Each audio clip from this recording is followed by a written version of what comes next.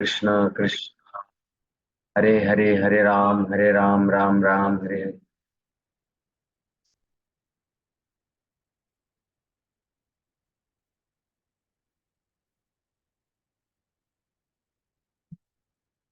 এটা আমি আমি গুরু মহারাজের সেবার জন্য এটা করতেছি। কারণ গুরু মহারাজ বারবার বলতেছে গৃহস্থদের গবাদি সংস্কার করার জন্য। আমাদের মধুপণ্ডিত প্রভু, মধুমঙ্গল প্রভু গবাদি সংস্কার করার আগে গুরু মহারাজকে ইমেল করছিল। অনেক ভক্ত করেছে। আমি যাদের যাদের গবাদি সংস্কার করাইছি সবাই গুরু মহারাজের কাছে ইমেল করছে। আহ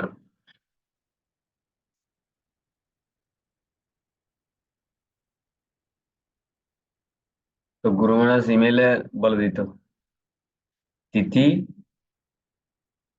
আর গোপাল ভট্ট গোস্বামীর সৎক্রিয়াসা দীপিকা অনুসারে করতে বলতো।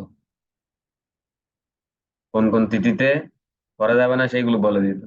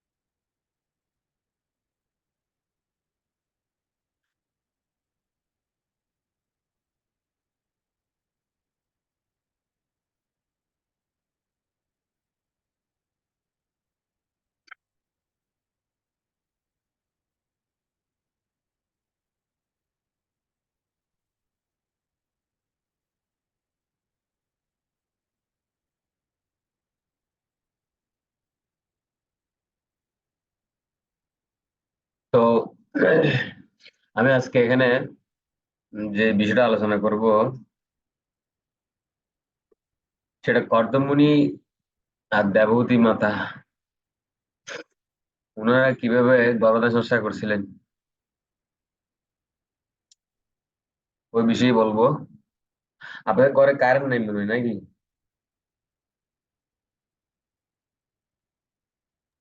তো আমরা ছাদে আছি, ছাদে। ছাদে লাইট নেই আম, তো। ভিতরে অন্ধকার দেখা যাচ্ছে। হ্যাঁ, ভিতরে গরম লাগছে তো। তো এখানে লাইটে লাইটে বসবো, লাইটে বসবো। হ্যাঁ, আলো থাকলে একটু ভালো হয়, তাহলে বিনিময় করতে সুবিধা। নির্বিশেষ নির্বিশেষ হয়ে গেছে। আচ্ছা, তাহলে তো আমরা রুমে যাচ্ছি। যদি অসুবিধা হয় বাইরে বসুন, সমস্যা নেই, শুনলেই হলো। ওইদিকে ভাগ্নি আছে তো এই জন্য। আচ্ছা আচ্ছা, ঠিক আছে, এখানে বসুন, বাইরে বসুন। ও, তারপর দরজাটা অফ করে দিই, বসে দাঁড়ান।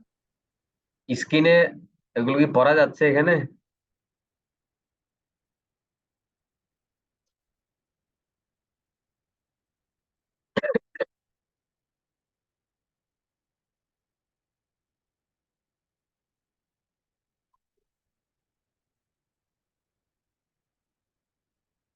হ্যাঁ, এখন ভালো লাগতেছে বাইরে আপনার। থেকে দৌড়ে দৌড়ে অনেক, মানে শরীর থেকে ঘাম চলেছে। রাস্তা অনেক জ্যাম ছিল। আপনাকে দেখে আনন্দিত হলাম। এই বল।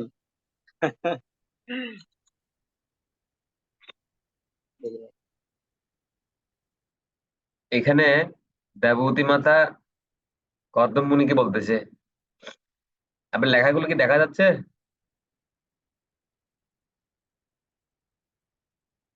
ও, দেখা যাচ্ছে গো। নাহলে তৃতীয় স্কন্ধটা নেন, তৃতীয় স্কন্ধের 23 অধ্যায় খুলেন,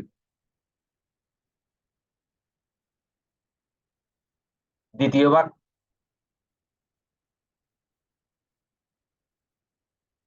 আপনার মিউট হয়ে গেছে। তো আলমারির ভিতরে আছে তো। আচ্ছা, কম্পিউটার লেখা দেখা যাচ্ছে? হ্যাঁ, দেখা যাচ্ছে, দেখা যাচ্ছে। পড়ুন দেখি। দেবভূতি বললেন, দেবতী বললেন, হে প্রভু, আমি আপনার প্রতি কামার্তা হয়েছি। তাই দয়া করে আপনি শাস্ত্রের নির্দেশ অনুসারে ব্যবস্থা করুন, যাতে অতৃপ্ত রতি স্পৃহা হেতু আমার কৃশ শরীর আপনার যোগ্য হতে পারে। সেই উদ্দেশ্য সাধনের উপযুক্ত একটি গৃহের কথাও আপনি বিবেচনা করুন। এটা হচ্ছে আহ 3য় স্কন্ধের 23 অধ্যায়ের 11 নম্বর শ্লোক।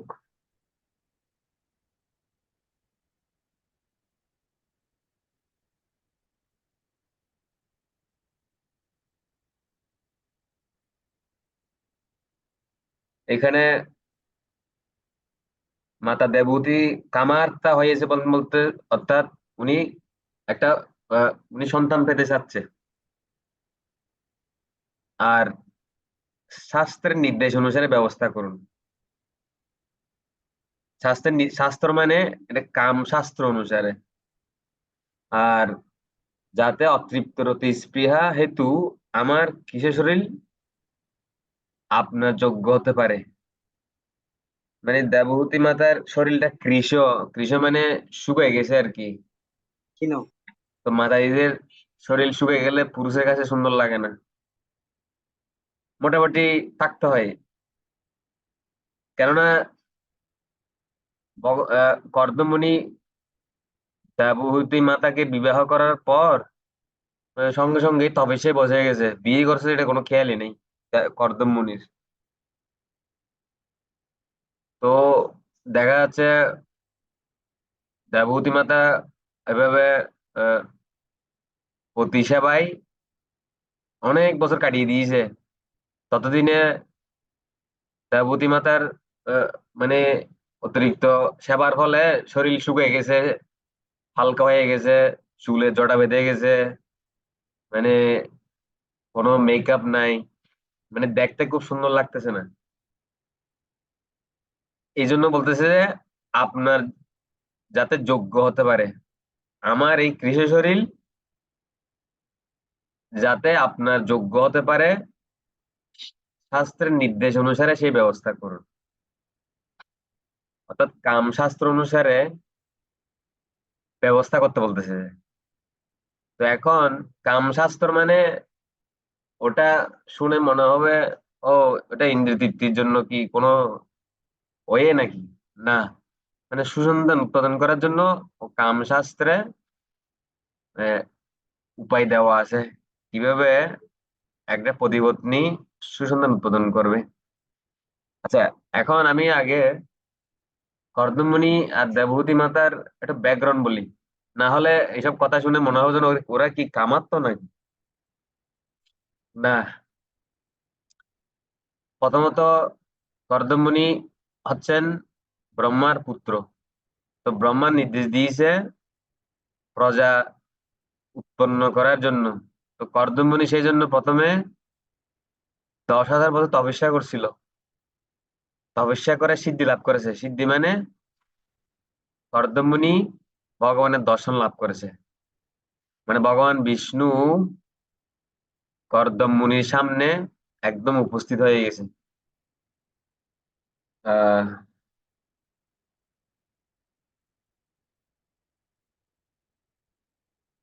এই যে এখানে ব্রহ্মা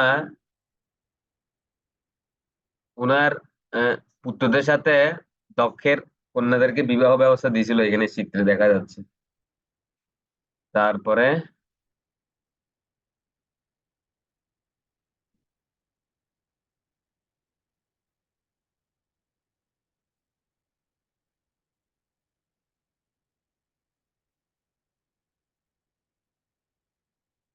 আচ্ছা, কর্দমুনির তপস্যার ছবিটা এখানে নেই। কর্দমুনি ভগবানকে এত সন্তুষ্ট করছিল, তো ভগবান কর্দমমুনির প্রেমে একদম কান্না করে দিছে। তো ভগবানের অশ্রুবিন্দু থেকে একটা সরোবর হয়ে গেছে, ওটার নাম হচ্ছে বিন্দু সরোবর। সেটা আজও এখনো তীর্থস্থানে আছে, ওটার নাম বিন্দু সরোবর। মানে কর্দমমুনির প্রতি ভগবানের এত স্নেহ বর্ধিত হয়েছিল, ভগবানের চোখ দিয়ে জল বেয়ে ওটা মাটিতে পড়ে সরোবর হয়ে গেছে। মানে কর্দমমুনিকে ভগবান এত ভালোবাসতো। এটা কেন আমি এইসব বলার উদ্দেশ্য কি, কর্দমমুনি কোনো সাধারণ ব্যক্তি না। যদি এখানে দেখবেন যে কামাচরণ দেখে মনে হবে যেন যে কর্দমবুনি একটা কামুক। এই জন্য আমি ব্যাকগ্রাউন্ডে একটু বলতেছি যাতে ভুল ধারণা পোষণ না হয়। এবং কর্দমবুনি ভগবানের কাছে প্রার্থনা করেছে যাতে কর্দমমুনির সমস্বভাব বিশিষ্ট যাতে একটা পত্নী দেয়। তো ভগবান বলছে পরশুদিন মনু মহারাজ ওনার কন্যা দেবহূতিকে নিয়ে আসবে, তোমার কাছে নিয়ে আসবে। এভাবে বিবাহ হলো। বিবাহের পরে কর্দমমুনি আবার তপস্যায় বসে গেছে, ধ্যানে বসে গেছে। দেবহূতি মানে কর্দমমুনিকে আর ডিস্টার্ব করে নাই, মানে বলে নাই যে মানে তুমি আমাকে বিবাহ করছো, এত বছর হয়ে গেছে, কোনো সন্তান আমি দিচ্ছ না, কোনো খোঁজ খবর নাই, তুমি তোমার সাধনা নিয়ে ব্যস্ত। দেবতী মাতা কিচ্ছু বলেনি। দেখেন এখানে চিত্রের মধ্যে দেখেন দেবহূতি মাতা মানে বিবাহের পরেও কর্দমমুনি তো তপস্যায় আছে, উনি সেবা করতে করতে এ, দেবহূতি মাতার শরীর কৃশ হয়ে গেছে, মানে শুকিয়ে গেছে, চুলগুলো এলোমেলো হয়ে গেছে, জটা বেঁধে গেছে। হ্যাঁ। তো হঠাৎ হঠাৎ কর্দমমুনি চোখ খুলছে। চোখ খুলে হঠাৎ করে মনে হচ্ছে কিরে আমি বিবাহ করলাম, এত বছর হয়ে গেছে, আমি তো মনেই নাই বিবাহ করছি, যে একটা হানি মনে করলাম না কিছু না। ঠিক আছে, সব ব্যবস্থা হবে। তো কর্দমণি প্রথমে কি করলো, একটা প্রাসাদ তৈরি করছে দেখেন। এটা গমনশীল প্রাসাদ বলা হয় এটাকে, বিমান বিমান। এটা এমন একটা প্রাসাদ, এটা উড়বে। তারপরে আপনি এইটা নিয়ে যে কোনো গ্রহলোকে যাওয়া যাবে। এরকম একটা বাড়ি পেলে কত মজা হতো না। তারপরে এটা বাড়ি না শুধু, ওখানে সরোবর, তারপরে পার্ক, মানে খেলার মাঠ, ফুলের বাগান, উদ্যান বলে আর কি, মানে সবকিছুর ব্যবস্থা ওখানে আছে এই বিমানটাতে। গমনশীল প্রাসাদ বলা হয় বিমান। এটা কর্দমমুনি আর দেবতী মাতা এটা নিয়ে হানিমুনে গেছিল, একদম স্বর্গ পর্যন্ত বেড়াই আসছে। ঠিক আছে। তো কর্দমমুনি এভাবে গৃহের ব্যবস্থা করেছে আগে, যেটা আমরা অনুবাদে পড়েছি, বলছিল না তুমি একটা গৃহের ব্যবস্থা করো শাস্ত্র অনুসারে। এটা এত সুন্দর প্রাসাদের বর্ণনা এখানে ভাগবতে আছে, অনেক মণি মুক্তা দিয়ে তৈরি, একদম অনেক সুন্দর প্রাসাদ। ওই প্রাসাদে কিন্তু গর্ভধারণ চর্চা করছে কিন্তু। ঠিক আছে। আচ্ছা, তার আগে দেখুন এখানে চিত্রে কিছু বোঝা যাচ্ছে। এখানে কতগুলো মাতাজি দেখা যাচ্ছে, অনেকগুলো মহিলা। অর্থাৎ কর্দমমুনি উনার যোগ্য বলে অনেকগুলো পরিচারিকা, সেবিকা সেবিকা, মানে দেবহূতি মাতার জন্য অনেক সেবিকা সৃষ্টি করছে যে কর্দমমুনি যোগ্য বলে। এবং ওরা আহ, দেবতী মাতাকে যে সরোবরে আহ, ডুব দেবতী মাতা যে সরোবরে ডুব দিয়েছিল, ওই সরোবরে ডুব দেওয়ার ফলে দেবতী মাতা খুব সুন্দর হয়ে গেছে, এবং পরিচারিকারা খুব সুন্দর করে সাজিয়েছে। ওই যে বললো না অনুবাদে, যাতে আমার কিছু শরীর আপনার যোগ্য হতে পারে, শাস্ত্রের নির্দেশ অনুসারে সেই ব্যবস্থা করুন। অর্থাৎ সাজাতে বলছে যে দেবতী মাতা শরীরটা সাজাতে বলছে। এর আগে কি বলছিল, আমি কামার্তা, অর্থাৎ আমি সন্তান পেতে চাই। সেজন্য আপনি শাস্ত্রের নির্দেশ নির্দেশ অনুসারে আমার কৃষক শরীর যাতে আপনার যোগ্য হয়, অর্থাৎ যাতে আপনার পছন্দ হয়। আপনার যোগ্য হয় মানে যাতে আপনার পছন্দ হয়, যাতে আপনার আকর্ষণ জন্মে। এই পয়েন্টটা কিন্তু বুঝা এই পয়েন্টের উপরে আমি আলোচনা করবো আজকে। এখন যাতে পত্নীর প্রতি আকর্ষণ জন্মে, দেবহূতি মাতা সেই ব্যবস্থা করতে বলছে স্বাস্থ্য অনুসারে, মন গড়া নয়। তো এখন সেই ব্যবস্থা করতে চিত্রের মধ্যে দেখেন অনেক সেবিকারা দেবহূতি মাতাকে সাজাচ্ছে। তারপর বললো না একটা গৃহের ব্যবস্থা করো, ওই প্রাসাদ তৈরি করছে। আচ্ছা, আমরা এখন মূল আলোচনায় যাই। তাহলে এখানে বলছে আমার কৃষি শৈলী যাতে আপনার যোগ্য হতে পারে। অর্থাৎ আমার শরীরটাকে এমন ভাবে সুন্দর করুন স্বাস্থ্য অনুসারে, এমন আমাকে এমন এত সুন্দরভাবে সাজান যাতে আপনার আকর্ষণ জন্মে। এটাকে বলে যোগ্য। চুল ক্লিয়ার? আমার কথা কি বুঝা যাচ্ছে? বোঝা যাচ্ছে ব্রো। আমার কিন্তু মূল আলোচনা এটাই, সাজগোজ নিয়ে। কারণ আমাদের ভক্তদের আহ আমি যতগুলো গর্ভধারণ চেষ্টা করেছি, সবাই মানে একটু, অনেকে লজ্জা পাচ্ছে, অনেকে আবার বৈরাগ্য দেখাচ্ছে। অনেকে আমাকে বলছে, প্রভু তো এত সুন্দর সাজগোজ করলে আমাদের সাত্বিক গুণের আর কি রইলো, তারপর সত্য গুণের আর কি রইলো? আপনি বলছেন সত্য গুণে সন্তান জন্ম দিতে হবে, সাত্বিক ভাবে, সাত্বিক ভাবে সন্তান জন্ম দিতে হবে, এখন সাজলে বুঝলে তো আর সাত্বিক থাকলো কই? ঠিক আছে। অনেকে এরকম আমাকে প্রশ্ন করেছে। আবার অনেকে বৈরাগ্য, গড়িয়ে কাজ করে, এত কিছু কি দরকার, আমরা সাধু মানুষ, আমার সিম্পল লাইফ, হাই থিঙ্কিং। এগুলো এইখানে নয়। এটা হচ্ছে অন্তরে নিষ্ঠা করা বাহ্যের লোক ব্যবহার। এই হচ্ছে গৃহস্থ লাইফ। ব্রহ্মচারী উপরেও বৈরাগ্য, ভিতরেও বৈরাগ্য। গৃহস্থ উপরে বিষয়ী, ভিতরে বৈরাগ্য, সিস্টেম। যাই হোক, আমি জানি না আপনারা এটাকে কতটুকু গ্রহণ করছেন। আমি যেটা বুঝতে চাচ্ছি এখানে, আপনার যাতে যোগ্য হতে পারে, মানে আমার শরীরের প্রতি যাতে আপনার আকর্ষণ জন্মে, এই হচ্ছে মেইন পয়েন্ট। এবং সেই উদ্দেশ্য সাধনের জন্য, সেই উদ্দেশ্য মানে যাতে আকর্ষণ জন্মে, উপযুক্ত গৃহের কথাও বিবেচনা করুন। কেন গৃহ, সুন্দর সাজগোজ, এই দুটোই ইম্পর্টেন্ট। কেন?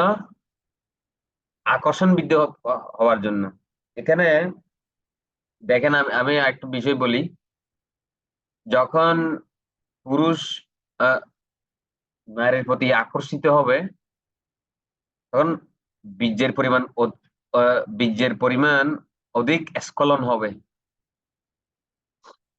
আর যত বেশি বীর্য স্খলন হবে, তত বেশি ডিম্বাণু থাকবে ওখানে, পুরুষ নারী দুজনের ক্ষেত্রেই। ঠিক আছে।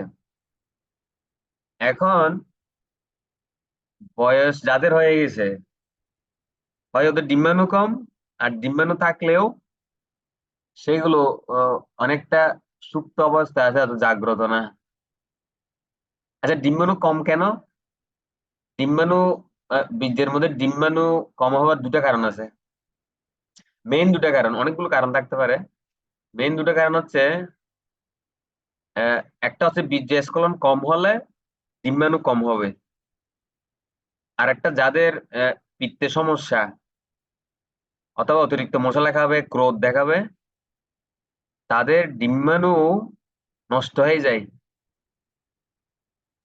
তো তো ডিম্বাণু যদি, ডিম্বাণু, ও শুক্রাণু, ডিম্বাণু না তো, শুক্রাণু, হ্যাঁ, শুক্রাণু, ডিম্বাণু না তো। যাই হোক, আমি এসব সায়েন্স মাইন্স যত কিছু বুঝি না, আপনারা বুঝে নিন। শুক্রাণু, শুক্রাণু হচ্ছে পুরুষের না, ডিম্বাণু হচ্ছে মাতাজিদের, তাই না? আমি সায়েন্স মাইন্স এত কিছু মাথায় নেই। হ্যাঁ গো। আপনার পন্ডিত মানুষ, আপনার। যাই হোক, কোষ, এক কথায় কোষ, সে নারী হোক পুরুষ হোক, ওই লিকুইডের মধ্যে কি আছে? কোষগুলো আছে, তাই না? এ- এক কথা তো এটাই, তাই না? এখন আপনার শুক্রাণু ডিম্বাণুর পরিমাণ যদি কম হয়, তাহলে সন্তান উৎপাদন হবে না। এখন ডাক্তার অনেক সময় বীর্য পরীক্ষা করে দেখে যে না, আপনার এখানে ডিম্বাণু শুক্রাণু পরিমাণ মতো আছে। যদি পরিমাণ মতো থাকে, তাহলে বুঝতে হবে ওই শুক্রাণু গুলো, ডিম্বাণু গুলো ঘুমিয়ে আছে। কেন? কেননা দীর্ঘকাল আপনার বয়স হয়ে যাওয়ার ফলে, বয়স পার হয়ে যাওয়ার ফলে, কেন 25-এর পরে গিয়ে ডিম্বাণু শুক্রাণু কি হয়, ঘুমিয়ে যায়, সুপ্ত হয়ে যায়। তো এই জন্য এখনকার আয়ুর্বেদ ডাক্তাররা বলে যে প্রতি মাসে গর্ভধারণ শসা করার জন্য, প্রতি মাসে মাসে এইভাবে কন্টিনিউয়াস যদি 6-7 মাস, 8 মাস, 9 মাস কেউ করে যায়, তাহলে ডিম্বাণু শুক্রাণু গুলো জেগে যায়। একটা প্রথম কথা হচ্ছে ডিম্বাণু শুক্রাণু পরিমাণ ঠিক থাকতে পারে, কিন্তু সেগুলো যদি ঘুমিয়ে থাকে তাহলে এগুলো গর্ভধারণ সফল হবে না। এজন্য প্রতি মাসে কন্টিনিউয়াস গর্ভধারণ শসা করে যেতে হয়, এই একটা। আর ডিম্বাণুর পরিমাণ কম হওয়ার কারণ কি? ডিম্বাণুর পরিমাণ ডিম্বাণুর পরিমাণ কম হওয়ার কারণ হচ্ছে আকর্ষণ কম। আকর্ষণ কম মানে প্রতিপত্নী আহ, প্রতি মানে ওরকম আকর্ষণ নেই। আকর্ষণ থাকার জন্যই সাজগোজ সুন্দর গৃহের ব্যবস্থা করতে বলা হয়েছে। আর আহ, যারা অতিরিক্ত মশলা খাবে, ক্রোধ দেখাবে, দেরিতে ঘুমাবে, আর দুটি জিনিস কি আছে, ম- আহ, ক্রোধ, অতিরিক্ত মশলাযুক্ত খাবার, দেরিতে ঘুমানো, এইগুলো এগুলো যাদের ঠিক নাই, ওদের শুক্রাণু ডিম্বাণু নষ্ট হয়ে যাবে, তাতে গর্ভধারণ সংস্করণ সফল হবে না। ঠিক আছে? এই জন্য আয়ুর্বেদে এগুলো ঠিক করে আগে, আর ক্যাপাসিটি বাড়ানোর জন্য ওরা ওষুধ দিয়ে দেয়। আমি আপনাকে গুরু মহারাজের একটা আহ বাণী পাঠিয়েছিলাম, উদ্ধৃতি, ইংলিশে। ওখানে গুরু মহারাজকে প্রশ্ন করা হয়েছে যে আমাদের যাদের সন্তানাদি হচ্ছে না তারা কি করবে। তো গুরু মহারাজ ওখানে বলছিল আয়ুর্বেদের চিকিৎসা নিতে। আমি আপনার মেসেঞ্জারে অনেক আগে, কয়েক মাস আগে, গুরু মহারাজের ফেসবুকের জয় পতাকা আমি ইংলিশ যেটা ফেসবুক, ওখান থেকে একটা কোড পাঠিয়েছিলাম। ওখানে গুরু মহারাজ বলছে যে আয়ুর্বেদের চিকিৎসা নিতে এটাকে গুরুত্ব দেন। গুরু মহারাজ বলছে কিন্তু দেখেন, আয়ুর্বেদের চিকিৎসা নিতে, আয়ুর্বেদ চিকিৎসাকে গুরুত্ব দেন। আর বলছে নতুবা আহ, সন্তান আহ, দত্তক নিতে, দত্তক পালক। গুরু মহারাজ এরকম বলছিল। ঠিক আছে? এই কোডটা আমি হয়তো আপনাকে আবার পাঠাতে পারি, আপনি দেখবেন ওখানে। আর কোনো কথা যদি আপনার এখানে আমার কথা যদি কোনো মিসিং হয় নেটের কারণে, বলবেন আমাকে। আচ্ছা, তাহলে শুক্রাণু ডিম্বাণু কম হওয়ার দুইটা কারণ কি কি? এক হচ্ছে আকর্ষণ কম থাকার দরুন বীর্যস্খলন কম হয়, যার ফলে শুক্রাণু ডিম্বাণু পরিমাণ কম হয়, এই জন্য গর্ভধারণ হয় না। আরেকটা হচ্ছে নতুবা শুক্রাণু ডিম্বাণু নষ্ট হয়ে গেছে কি কারণে? আপনার শরীরে পিত্তের কারণে, ক্রোধের কারণে, অতিরিক্ত মশলা খাওয়ার কারণে, ভাজি খাওয়ার কারণে, অতিরিক্ত তেল ভাজি খাওয়ার কারণে। ঠিক আছে? তারপরে ক্রোধ, আর রাতের দেরিতে ঘুমানো, এগুলো কারণেও শুক্রাণু ডিম্বাণু নষ্ট হয়ে যায়। ঠিক আছে? আর যদি শুক্রাণু ডিম্বাণু পরিমাণ বেশি থাকেও, যথেষ্ট থাকেও, যদি গর্ভধারণ না হয়, বুঝতে হবে ওটা ঘুমিয়ে আছে। কি করতে হবে? প্রতি মাসে কন্টিনিউয়াস গর্ভধারণ সংস্কার করে যেতে হবে। এখন কারণ কোনটা তো আমরা জানি না। আপনারা কি জানেন কোনটা কারণ? হ্যাঁ ব্রো। আমি গর্ভধারণ সংস্কার না হওয়ার যে যতগুলো কারণ বলেছি, এই কারণগুলো কি এর মধ্যে কোনটা আপনারা কি নির্দিষ্ট আছে? না, নির্দিষ্ট এরকম তো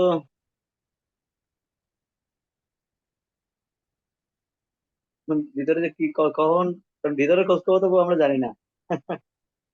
না, সেজন্য আপনার সব কটা নিয়ম আপনি পালন করুন।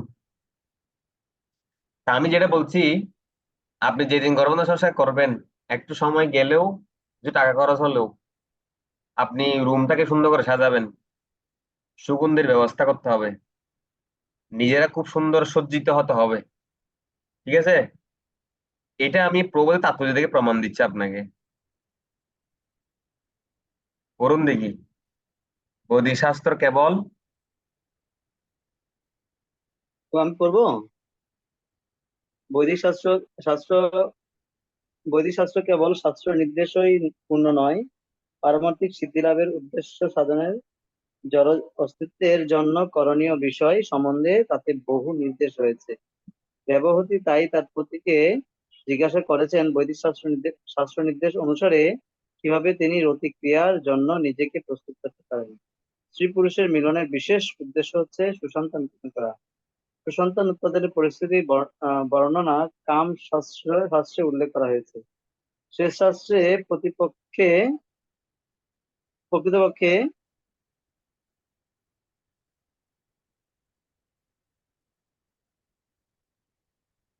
মহিমান্বিত।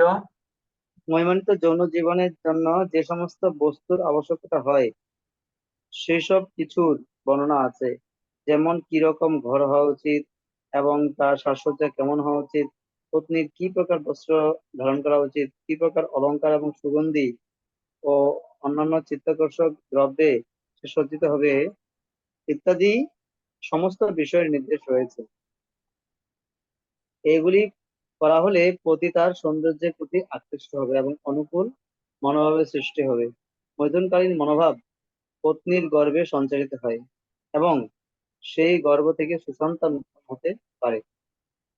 এখানে দেবাহুতির দৈহিক আকৃতির বিশেষ উল্লেখ করা হয়েছে।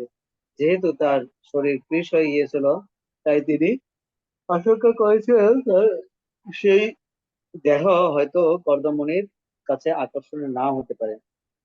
তিনি জানতে চেয়েছিলেন তার প্রতি আকর্ষণ করার জন্য কিভাবে তিনি তার দৈহিক অবস্থার উন্নতি সাধন করতে পারেন।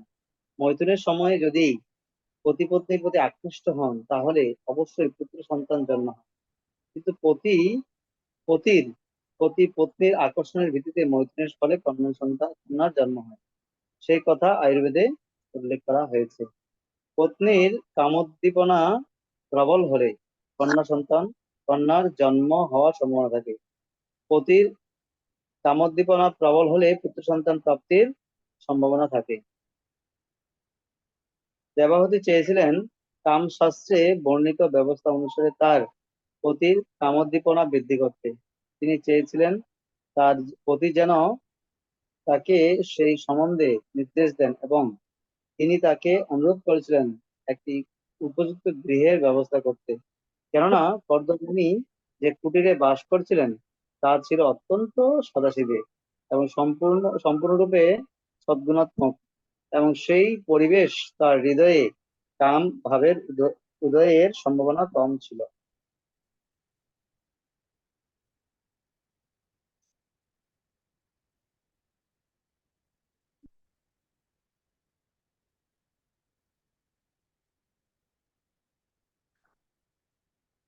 কামশাস্ত্রে বর্ণিত ব্যবস্থা অনুসারে তার পতির কাম উদ্দীপনা বৃদ্ধি করতে।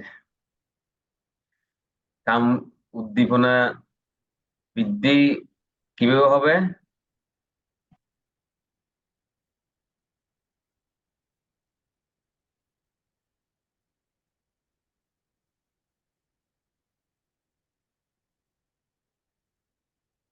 এই যে,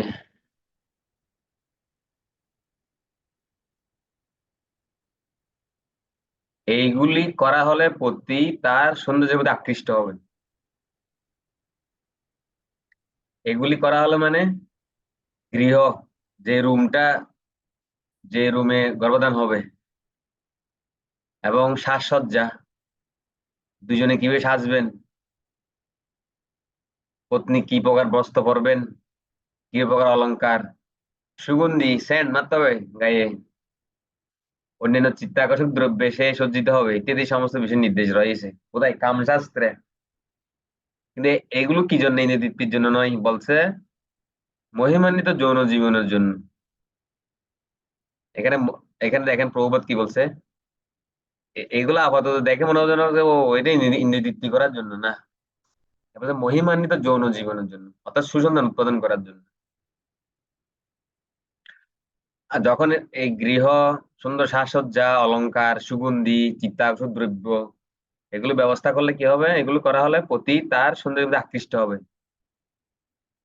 ঠিক আছে, এখানে দেবতী সেটাই বলতেছে। দেবতী শরীর যদি শুকিয়ে গেছিল, তাই একটু আশঙ্কা করছে দেবতী, যে দেবতীর শরীরটা হয়তো কদ্ম মুনির কাছে আকর্ষণীয় নাও হতে পারে। এখন সেজন্য দেবতী জানতে চেয়েছিল যে তার পতিকে আকর্ষণ করার জন্য কিভাবে তিনি তার দৈহিক অবস্থার উন্নতি সাধন করতে পারেন।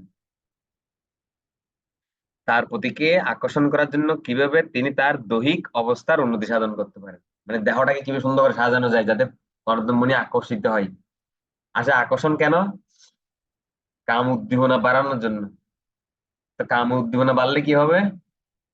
অতিরিক্ত অধিক পরিমাণ বীর্যস্খলন হবে। তাহলে ডিম, শুক্রাণুর পরিমাণ ঠিক ঠিক থাকবে, এবং যার ফলে পুত্রও হবে।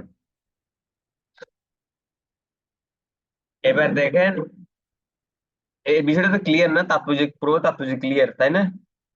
আচ্ছা দেখেন, এটা গোপাল ভট্ট গোস্বামী ওনার যে সৎকিসার দীপিকা, আমি সেটা দেখে প্রমাণ দিচ্ছি আপনাকে।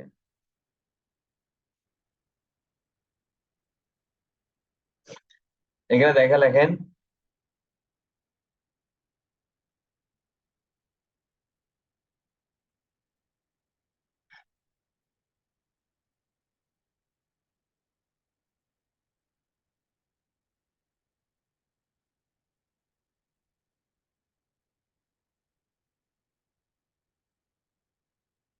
এই যে গর্ভদান,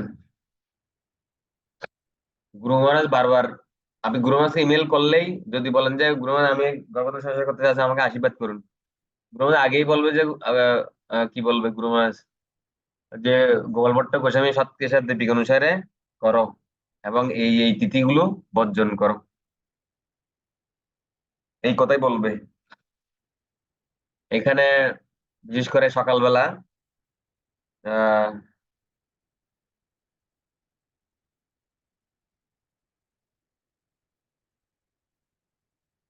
বিশেষ করে দেখেন এখানে গর্ভধানম,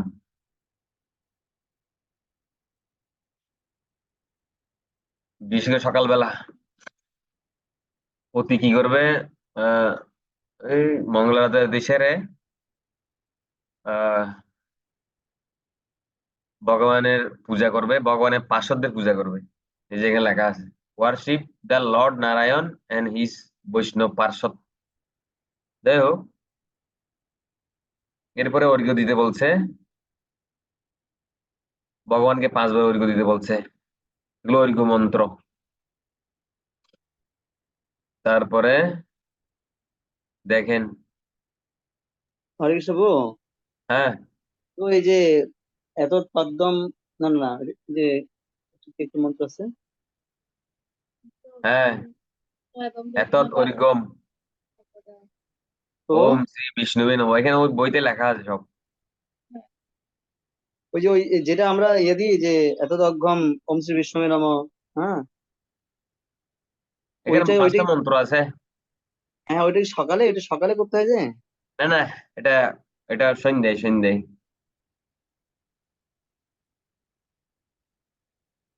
সকালে, সকালে কি করতে হয় বলছেন যে?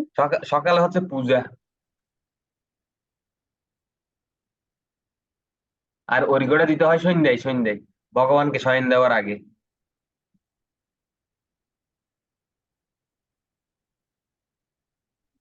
আরে চলে গেল কোথায় এটা।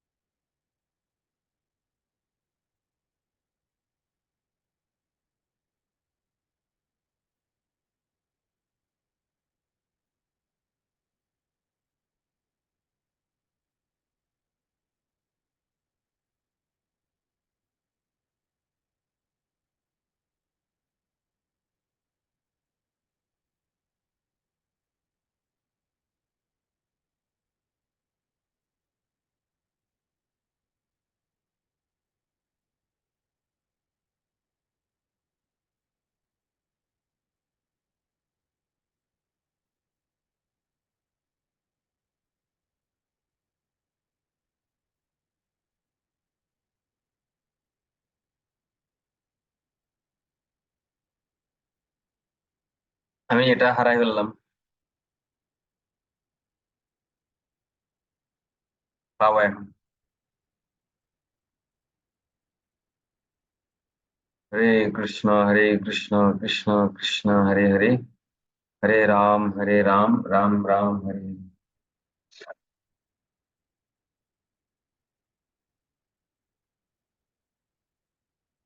আপনাদের প্রবল তাৎপর্যটা ক্লিয়ার তো, না বুঝতে পারছেন না? এর মেইন পয়েন্ট হচ্ছে পতি যাতে পত্নীর প্রতি আকর্ষিত হয় সেজন্য সুন্দর সাজগোজ আর গৃহে ব্যবস্থা করতে হবে।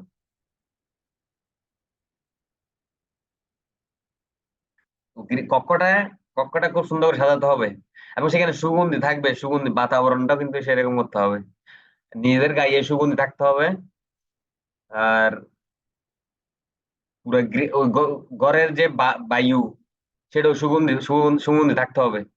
এবং ওই ঘরে মন বিক্ষিপ্ত এরকম কোনো জিনিস রাখা যাবে না, একদম পরিপাটি, মানে কি বলে, স্মার্ট, স্মার্ট একটা রুম হতে হবে এটা।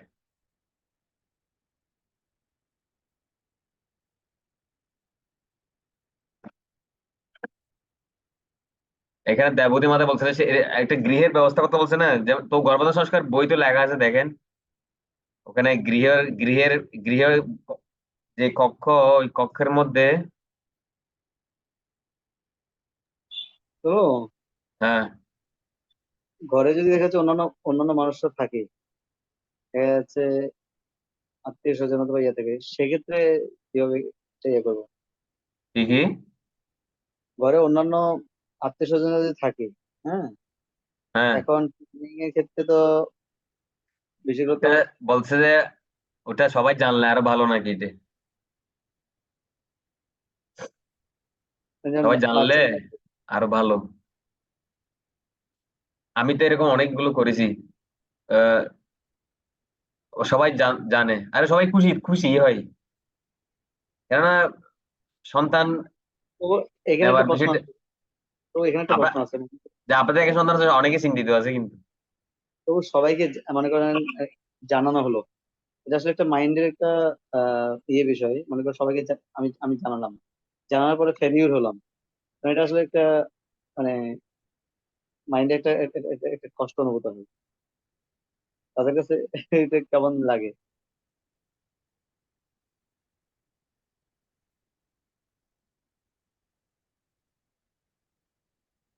এই শ্রীদেবী, শ্রীদেবী,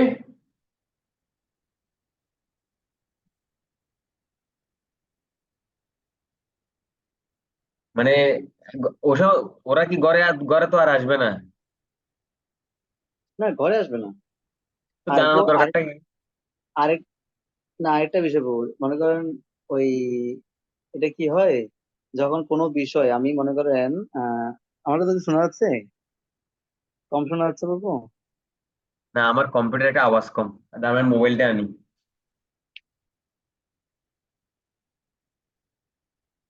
এই মোবাইলটা কি দেখো? কেনে কোথায়? কোথায়? এই ওই ওই আলবেমো গুরু লুকছো যে কথা বলছো যে গুরু লিঙ্ক করে ওই দুটো আমাকে দেন, আমার তো তার বলার কথা।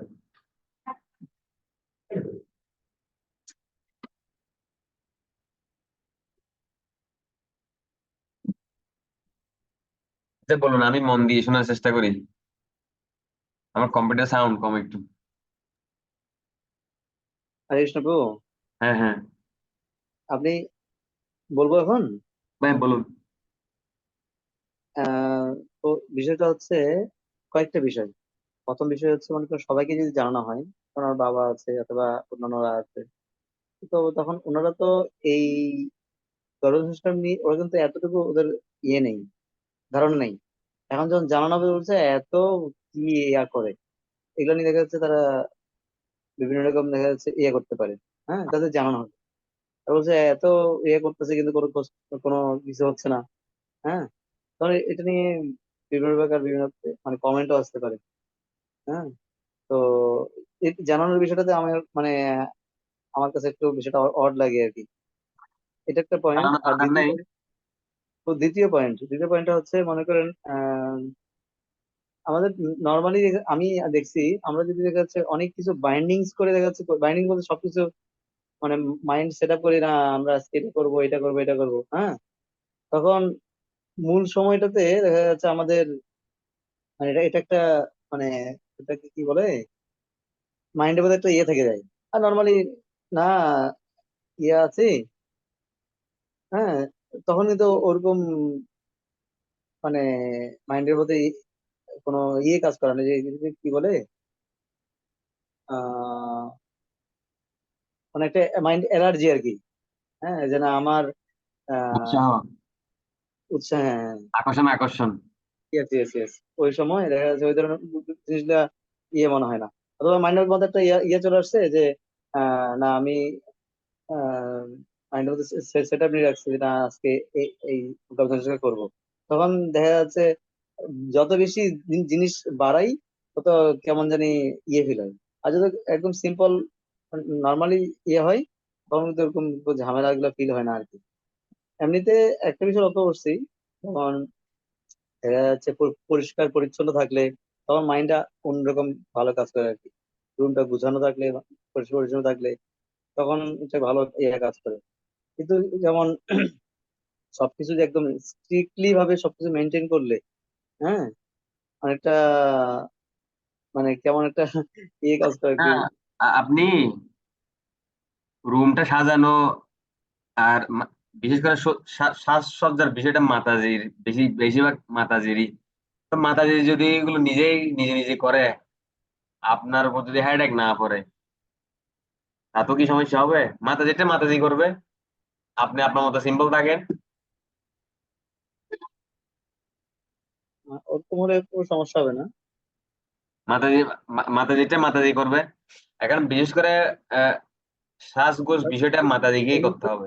অনেক বিষয় থাকে তো, যেমন রান্না বান্নার একটা বিষয় থাকে, হ্যাঁ, হ্যাঁ। তো সবাইকে প্রসাদ পরিবেশনের একটা বিষয় থাকে। তো ওভারঅল সবকিছু বিষয় নিয়ে মানে আমাদের টাইমিং এর বিষয়টা মাথায় রাখতে হয়, হ্যাঁ, কোন সময়টা আবার সব সময় তো সময় পাওয়া যায় না। তো মানে এটা অনেকটা ইয়ের মধ্যে পড়ে যায় আর কি, যে আজকে করবো, যে আজকে ইয়ে হবে, ওই মাত্র সময় আছে 10 মিনিট, তখন একটা মানে অন্যরকম ইয়ে কাজ করে, মানে সবকিছু মানে এলোমেলো হয়ে যায়। ওটা আসলে হেল্প করার জন্য কয়েকজন লাগে। মানে সারাদিন মাতাজি একদম রান্না করতে পারবো না প্রথম নাম্বারে। রান্না বান্নাটা কাউকে একজনকে দিতে হবে। ধরেন আপনার পাগনি বড় হয়েছে, ধরেন আহ, ধরেন আপনি কোনো একটা মাতাজি গিয়ে যদি সকালে দুপুরটা রান্না করে দেয়, রাতেরটা কোনো ব্যাপার না। ধরেন আপনার বাগনি ওরা নিজে নিজে পরিবেশন করে খেয়ে ফেললো রাতেরটা, ঠিক আছে, দুপুরবেলা তো মাতাজি পরিবেশন করতে পারলো, কিন্তু রান্নাটা পরিবেশন মাতাজি করুক, রাত্রে হলে রাত্রে, সমস্যা নেই। কিন্তু রান্নাটা সকালে দুপুরে যে রান্নাটা একজনকে করতে হবে, কিন্তু আপনার মাতাজিকে রান্না করতে দেওয়া যাবে না এটা।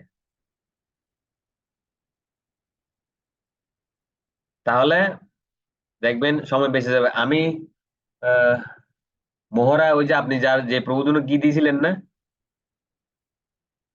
উনাদেরটা এরকম ছিল। উনাদেরটা ওই প্রভুর বোন আসছিল, ওই বোনটা ভক্ত দীক্ষিত। উনার বোনে সব করে দিল, আমি নিজে পুরো রুম সাজাই দিয়েছি আমি ফুল দিয়ে, ঠিক আছে। আহ চিনছেন আপনি প্রভুটাকে, যে প্রভুর জন্য কি পাঠাইছিলেন আপনি? ওই ওই প্রভু তো একবারে সাকসেস হয়ে গেছে, ওনার ছেলে হয়েছে। এই অন্নপ্রাশন হবে, 9 তারিখ না অন্নপ্রাশন হবে। তো নাম রাখছে মনে হয়, গুরু মহারাজ নাম দিয়েছে হয়তো ভাগবত, মনে হয় ওর নাম ভাগবত দাস। তো ও একবারে সাকসেস হয়ে গেছে। তো আমি আমি নিজে রুম সাজাই দিয়েছিলাম একদম ফুল টুল দিয়ে। তারপরে ওনার বোন ছিল, ওনার বোনের রান্না বান্না হেল্প করছিল, আবার রুম সাজানোর ক্ষেত্রেও আমাকে হেল্প করছে।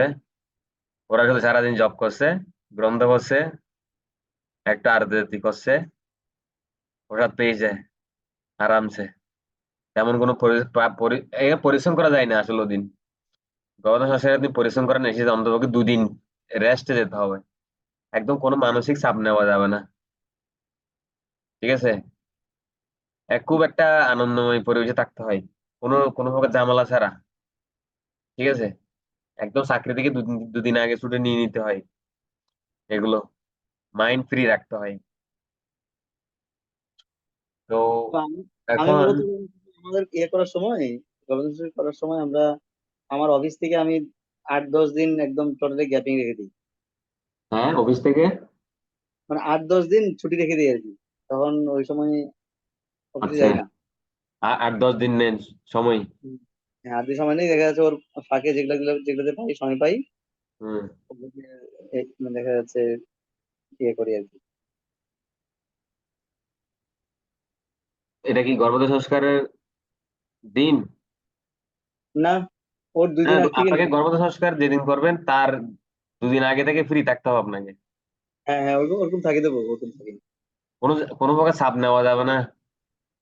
হুম হুম হুম। কোনো তাড়াহুড়ো, কোনো প্রকার চাপ নেওয়া যাবে না। একদম ফ্রি মাইন্ডে থাকতে হবে। ঠিক আছে। তো এখন মাথাটিকে ফ্রি রাখতে হবে, তাহলে এটা ঝামেলা হবে না। রান্না বান্না একজন কাকু দিতে হবে, সকাল অন্তপক্ষে সকাল আর দুপুরের জন্য। কথা বুঝছেন? হুম, হুম। তাহলে মাতাজি সুন্দর করে জব করে ফেলতে পারবে, গ্রন্থ করতে পারবে, ফ্রি থাকতে পারবে, বেশি ঝামেলা হবে না। এরকম চাপ নিয়ে করা যায় না। ঠিক আছে। কেন আমাদের প্রসেসটা যদি ভিন্ন, আমরা তো আর এখানে ছক্কা মারি না। বুঝেন নাই? বল আসলো দুম করে মেরে দিলাম, 4 হলো 4, 6 হলো 6। বুঝেন নাই? আমাদের একটা তো পরিকল্পনা কাজ করে এখানে, পরিকল্পনা অনুসারে সন্ধান পেতে হয়। যাই হোক, আমি আগে বিষয়টা বুঝে আগে, সেটা আপনি আগে ভালো করে বুঝার চেষ্টা করুন। এখানে আপনি যদি সাজগোজের বিষয়টা কিন্তু মাতাজির, এখন মাতাজি নিজেই রুম সাজাবে, নিজে সুন্দর সাজগোজ করবে। তারপর মাতাজিকে হিসেবে রান্না বান্নাতে সেই জন্য ফ্রি রাখতে হবে আর কি। সুন্দর অলংকার। দেখুন গর্ভধারণ সংস্কার বইয়ের দেখেন এই পেজে, কত নম্বর পেজ? আহ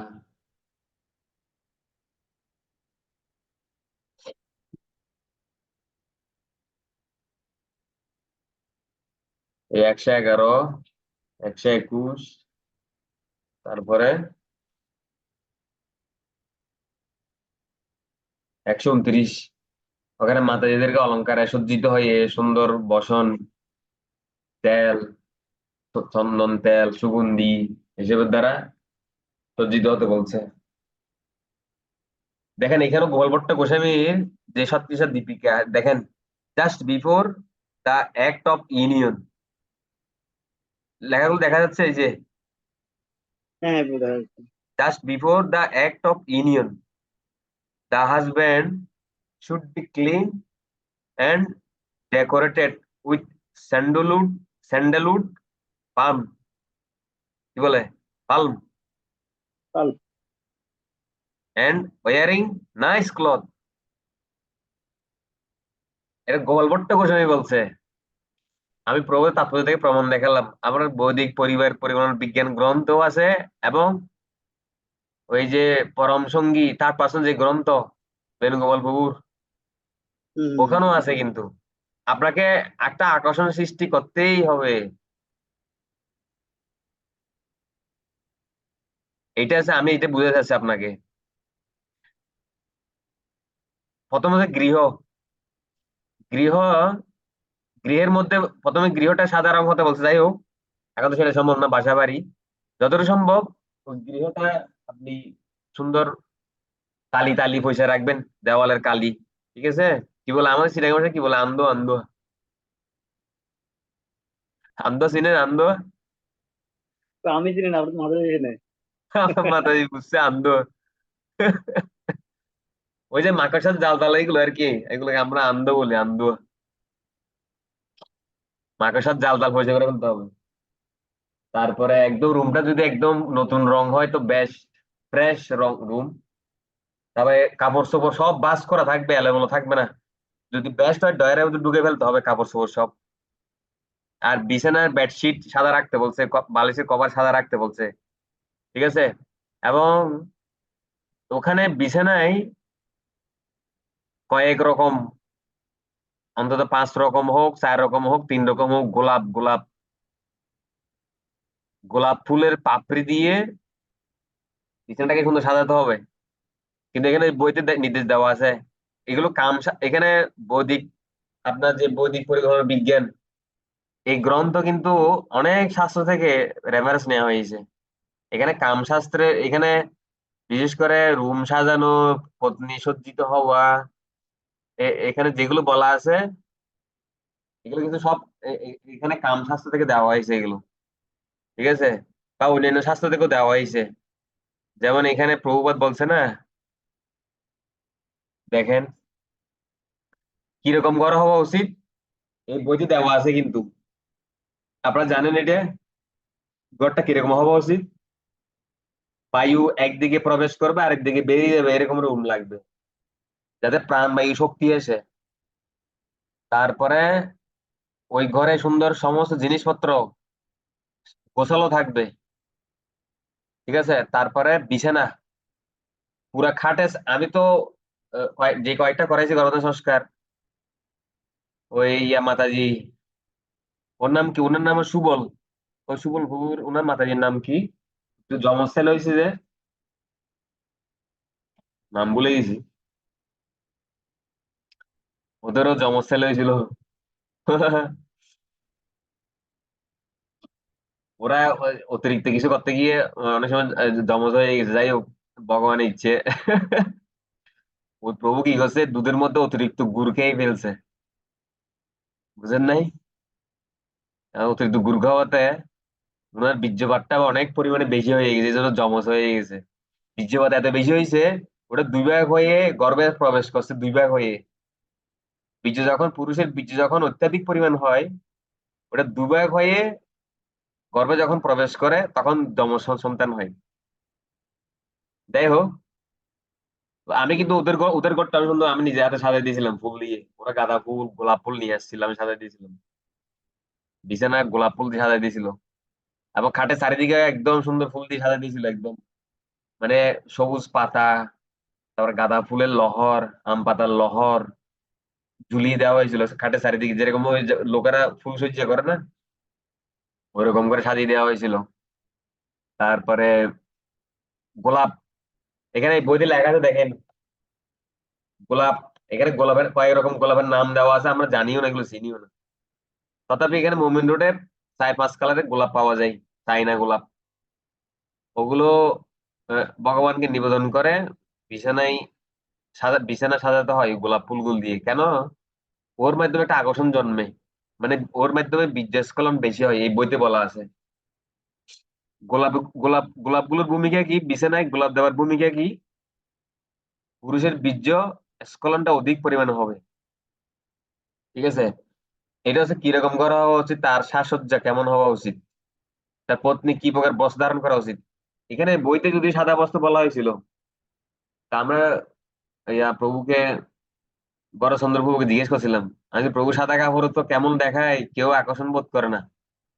বলছে না, একদম সাদা নয়, সাদা কাপড়ের গায়ে কারুকাজ থাকবে আর কি, এমব্রয়ডারি করা থাকবে। তারপরে শাড়ির আঁচল, ফাইল, হ্যাঁ, ওগুলো কালারিং থাকবে। ঠিক আছে। একদম সাদা শাড়ি না। ঠিক আছে। তবে পেটিকোট, ব্লাউজ এগুলো সাদা থাকতে হবে। আর অলংকার, হ্যাঁ, এখানে বলছে কি প্রকার অলংকার হওয়া উচিত, কি প্রকার অলংকার, মাথায় যে অলংকার দিয়ে খুব সুন্দর সাজবে।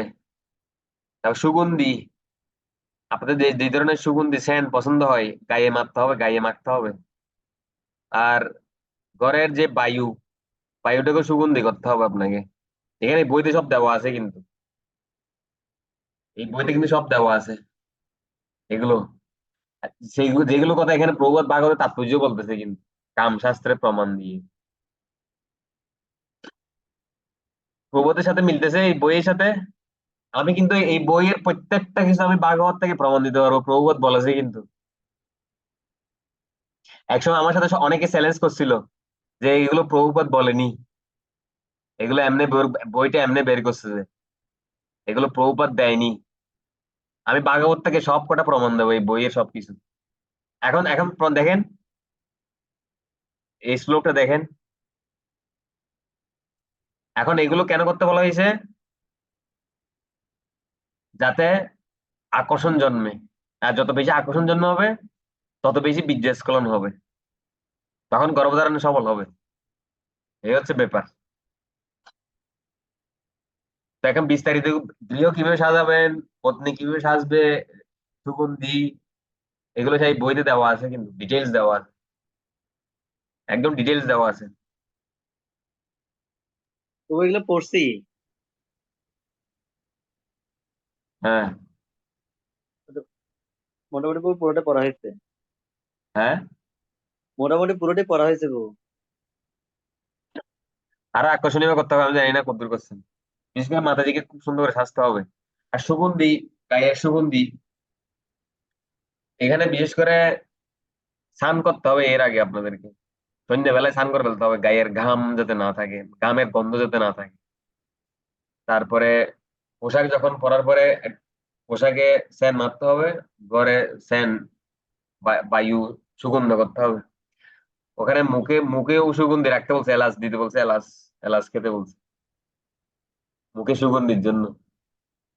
তারপর বিশেষ করে মাতাজি ওই যেদিন গর্ভধারণ শেষ করবে, ওই মাতাজি দুইটা বড়া খাবে, বড়া, মাসকলাই ডাইলের বড়া, ঘিয়ে ভেজে, তো মাস ওটা কিন্তু পেটে মাসকলাই ডিস্টার্ব ডালের করে না? বড়া। ওটা খেলে পেটে, হ্যাঁ, আচ্ছা, বড়া খেলে ডিস্টার্ব করে না বলছি। হ্যাঁ, ঘিয়ে ভেজে, ঘিয়ে ভেজে খেতে হবে যে। হ্যাঁ, হ্যাঁ, মানে মাসকলাই ডালের বড়াটা করতে হবে, ঘিয়ের মধ্যে ভাজতে হবে আর কি। ও মন্দিরে মাসকলাই ডালের বড়ি বিক্রি করতেছে আর কি। না, না, না, ওইটা হবে না। এটা নিজেরা বেটে ওখানে সুন্দর মশলা, মরিচ, এগুলো মিক্স করতে হবে, এটা স্বাদ থাকতে হবে। এখানে দেখেন, আপনি যে বিশেষ করে দুপুরবেলা আর রাত্রেবেলা যে আহারটা করবেন, আহারের মধ্যে একটা তৃপ্তি আসা দরকার আছে। আপনি জানেন আহারের তৃপ্তির সাথে যৌন আবেগের কোনো সম্পর্ক আছে, আপনি জানেন? হ্যাঁ তো আছে। কেউ যখন আহারে তৃপ্ত হয় তখন ওর যৌন আবেগ বেড়ে যায় কিন্তু, এটা ভাগবতে আছে কিন্তু। আর গর্ভধারণ সংস্কার বইতেও এখানে বলছে কিন্তু। এ দেখেন, এই বইয়ের আপনার 123 পৃষ্ঠার এখানে বলছে, দম্পতি প্রসন্ন চিত্তে ও আনন্দের সাথে সুস্বাদু ও স্বাস্থ্যকর খাবার গ্রহণ করবেন, তবে অতিরিক্ত নয়, পেট পেট ভরায় খাওয়া যাবে না। এমন আমি কটে উদাহরণ দিই। যেমন আপনি সানা দুঃখা অনেক কিছু খেলেন, খাবার মধ্যে লাস্টে যে একটু যদি পায়েস পরে, মিষ্টি জাতীয় কিছু পরে, তখন খাবারের তৃপ্তি আসে না আমাদের? যতই খান, যদি পায়েস না হয় হবে না। কিন্তু এখানে পায়েস বানানোর সিস্টেম আছে, এখানে পায়েস বানানোর সিস্টেম দিয়েছে। এটা জগন্নাথ পুরী সিস্টেমে পায়েস বানাতে হবে। দুধটাকে জাল দিয়ে ঘন, একটু হালকা মিডিয়াম ঘন করতে হবে, তখন ওখানে চাল সিদ্ধ করতে হবে। চাল যখন নরম হয়ে যাবে, চিনি দিতে হবে। এরপরে ঘিয়ের মধ্যে ডালচিনি, এলাচ, তেজপাতা, কিশমিশ টিশমিশ, কাজু বাদাম যা দেন, এগুলো ঘিয়ের মধ্যে ভেজে পায়েসের সংবাদ দিতে হবে। এটা ঘিয়ের ঘিয়ের সংবাদ দেওয়া পায়েস লাগবে। এবং দুধটা একটু একটু ঘন হবে, ওই ঘন দুধে চাল সিদ্ধ করতে হবে, ওরকম পায়েস লাগবে। ওরকম পায়েসেই তৃপ্তি আসে। এখানে ছোট ছোট অনেক বিষয় কিন্তু কেউ গুরুত্ব দেয় না। আমি অনেক বোঝানোর চেষ্টা করি, কেউ বুঝতে চায় না এগুলো, কিন্তু এগুলো ইম্পর্টেন্ট। আহারে যখন কেউ তৃপ্তি আসবে, অটোমেটিক যৌন আবেগ বেড়ে যায়। একটু দরকার আছে, মানে বেশি বৈরাগ্য কাজ হবে না। আবার অনেক সময় মাতাজিরা, এখানে বইতে বলা আছে, মাতাজিরা যদি বেশি উত্তেজিত হয় কন্যা হবে, এই জন্য মাতাজিরা একদম সংযম করে থাকবে গর্ভধারণ করার সময়। না, নর্মাল থাকতে হবে, ওটা ভগবানের উপর ছেড়ে দিতে হবে। আপনি আপনি নর্মাল থাকতে হবে আপনাকে, ঠিক আছে? অনেক মানুষের মাথা যে একদম শক্ত থাকে, একদম হ্যাঁ আমি কাম অনুভব করবো না, আমি একদম কামবিহীন সন্তান জন্ম দেবো। ওরকম যাতে না হয়। আমি বুঝতে পারছি কি, আমি কি বুঝতে পারছি, বুঝতে- আপনাকে আহার, সুন্দর গৃহ, নিজেরা সুন্দর সজ্জিত হতে হবে, আর সুগন্ধি লেপন, আর ভালো বাতাস ঢুকে মতো এরকম রুম লাগবে। কেন বায়ু যখন আপনার বায়ুর কারণেও কিন্তু মানুষের কাম ভাব জেগে যায়, কাম উদ্দীপনা, কেননা সারাদিন 50 মেলা জব করে, এই এগুলো কখনো ইচ্ছে করে? এই জন্য একটু লাগবেই মাস্ট, আকর্ষণটা একটা সৃষ্টি করতে হবে লাস্ট মুহূর্তে, লাস্ট মুহূর্তে এই আকর্ষণ সৃষ্টি করতে হবে। কথা বুঝছেন? এবং আপনাকে আয়ুর্বেদিক চিকিৎসা সিরিয়াসলি নিতে হবে, কারণ আপনাদের বয়স হয়ে গেছে তো, আপনার শুক্রাণু ডিম্বাণুর প্রবলেম আছে। তাছাড়া আপনাদের পিত্তের সমস্যা কন্ট্রোলে রাখতে হবে, পিত্তের কারণে শুক্রাণু ডিম্বাণু নষ্ট হয়ে যায় পিত্তের কারণে। তারপরে মশলা, ভাজি, এগুলোর কারণে শুক্রাণু ডিম্বাণু নষ্ট হয়। ক্রোধ, ক্রোধ দেখালো কিন্তু শুক্রাণু ডিম্বাণু নষ্ট হয়ে যায়। ক্রোধ দেখানো যাবে না, একদম না। দেখেন আমি এই মুহূর্তে টাইম নেই, অনেক সময় হয়ে গেছে। আহ ভাগবতের 4th স্কন্ধ প্রভাত বলছে, যদি প্রতিপত্নীর মধ্যে যদি বিরোধ থাকে, ঝগড়া হয়, সুসন্তান হবে না কিন্তু। এবং চাণক্য পণ্ডিতও বলছে এটা, 7ম স্কন্ধে আছে। প্রভুপাদ চাণক্য পণ্ডিতের শ্লোকের রেফারেন্স দিয়ে বলছে যে সুসন্তান হবে না। আমরা প্রসেসটা নিচ্ছি সুসন্তান লাভের জন্য, প্রসেস কিন্তু সুসন্তান নেওয়ার জন্য, কিন্তু আমাদের আচরণ গুলো তো ঠিক নেই, তো সুসন্তান ভগবান এখন কি করবে? উনি কিং কত বিমূঢ় হয়ে গেছে, কি করবে এখন? এখন ভগবান কি বুঝতে পারছে না যে কি ধরনের আত্মা দেবে? বুঝেন নাই? যাই হোক, তো আমি জানি না আপনাদের বুঝতে পারছি। তো আমরা এই সেশনটা আরেকটা সেশন নিলে ভালো হতো, শারীরিক হ্যাঁ, বিষয়টা নিয়ে আর কি। হ্যাঁ, হ্যাঁ। আজকে একটু আমার জব বাকি আছে তো। না, আমি আর দেবো না, আমিও ব্যাক করবো এখন, শেষ, এখানেই শেষ। দেখো, আপনাকে অসংখ্য ধন্যবাদ। আপনি নিজ থেকে আমাকে সকালে ফোন করছেন, ফোন করে না, বলছেন। আমার পরিকল্পনা আছে, এখানে অনেক ভক্ত বিবাহ করছে, ওদের বাসা বাসা যাওয়ার, গরমের চর্চা সম্পর্কে বোঝানোর জন্য এটা আমি গুরু মহারাজের অ্যাপে যে অনেকগুলো সেবা দিয়েছে, ওর মধ্যে এই একটা সেবা, কংগ্রেগেশন ডেভেলপমেন্ট, একটা সেবা আছে গুরু মহারাজের অ্যাপে। ওখানে আমি নক দিয়েছিলাম, আমি সিলেক্ট করছিলাম এটা। মানে গুরু মহারাজ অনেকগুলো সেবা দিয়েছে ওখানে, প্রায় হবে 25-30টার মতো সেবা আছে। ওর মধ্যে আমি দুটো সেবা বেছে নিয়েছিলাম, একটা হচ্ছে প্রিসিং, আর একটা হচ্ছে কংগ্রেগেশনাল ডেভেলপমেন্ট। তো আপনার মাথায় দিয়ে চলে যাচ্ছে, একটু প্রসাদ পারবে তো? হ্যাঁ, হ্যাঁ, ঠিক আছে। আর আমি বলতেছি যে, না, এটা আমি গুরু মহারাজের সেবা হিসেবে নিয়েছি, আমি এটা, আমি আরো কয়েকজন ভক্তের বাসায় যাওয়া চিন্তা ভাবনা আছে। ওদেরকে আমি এই গর্ভধারণ সম্পর্কে একটু বোঝানোর দরকার আছে। মানে এটা আমাদেরকে বলা হয়েছে যে কেউ মানুক না মানুক প্রচার করে যাও, 5 বছর পরে হলো এটা ফলপ্রসূ হবে। শুনতে আহ, শুনতে শুনতে শুনতে শুনতে শুনতে এটা এক সময় অলরেডি অনেকে কার্যকরী করেছে। আমাদের শ্যামসুন্দর বহু করেছে, মহারার ওই প্রভুটা করেছে, মহারার 2জন ভক্ত করেছে, অনেকে করেছে কার্যকরী। আমাদের পটিয়ার এক ভক্ত, ও দারুণ সন্তান হবে এটা। পটিয়ার এক ভক্ত, ও আমি সমস্ত সমস্যাগুলো আমি করাইছিলাম। ওই সন্তান জন্ম লগ্নটা এত সুন্দর, শ্রেষ্ঠ একটা লগ্ন, ওর উপরে কোনো লগ্ন নেই। ধনু লগ্ন, ধনু লগ্ন হচ্ছে সবচেয়ে শ্রেষ্ঠ। যত অনেক 12টা লগ্ন আছে, শুভ লগ্ন, তার মধ্যে ধনু লগ্ন শ্রেষ্ঠ। ওই লগ্নে জন্ম নিয়েছে ওই ওই বাচ্চাটা। মানে ওই বাচ্চাটা মাত্র 21 দিন হয়েছে, যে হরে কৃষ্ণ বললেই হাসে, পটিয়াতে, অনেক সুন্দর। আমার অনেক এত ভালো লাগছে ওই বাচ্চাটা দেখে। এবং ইন্ডিয়াতে, বিশেষ করে দক্ষিণ ভারতে দারুণ দারুণ সন্তান জন্ম নিচ্ছে। এগুলো সব মানে আগের জন্মে বড় বড় ভক্তিযোগী এগুলো। মানে জি যারা জি। সাধনা কমপ্লিট করতে পারে না আর কি, হয়তো প্রভুপাদের শিষ্য হবে। হুম হুম হুম। প্রভুপাদের অনেক শিষ্য ভগবত ধামে যায় নাই, ওরা জন্ম নিচ্ছে তো। আরে ওরা দক্ষিণ ভারতে জন্ম নিচ্ছে বিশেষ করে। আমাদের রাধেশ্যাম প্রভু তো এগুলো সব ওই ধরনের আত্মা। এবং ভাগবতও বলেছেন আত্মনি, সত্য, ত্রেতা, দাপুরের অনেক জীবাত্মা, মুনি ঋষি, অনেক মুনি ঋষি কলিযুগে জন্ম নিতে চাচ্ছে, এটা এখন জন্ম নিচ্ছে। যাই হোক, হরে কৃষ্ণ কৃষ্ণ কৃষ্ণ হরে হরে, হরে হরে রাম রাম রাম হরে। জয় শিল প্রভুপাদ কি, জয় শিল গুরু মহারাজ কি, হরে জয় গৌর প্রেমানন্দে। হরে হরে বল। হরে বল। হরে কৃষ্ণ প্রভু।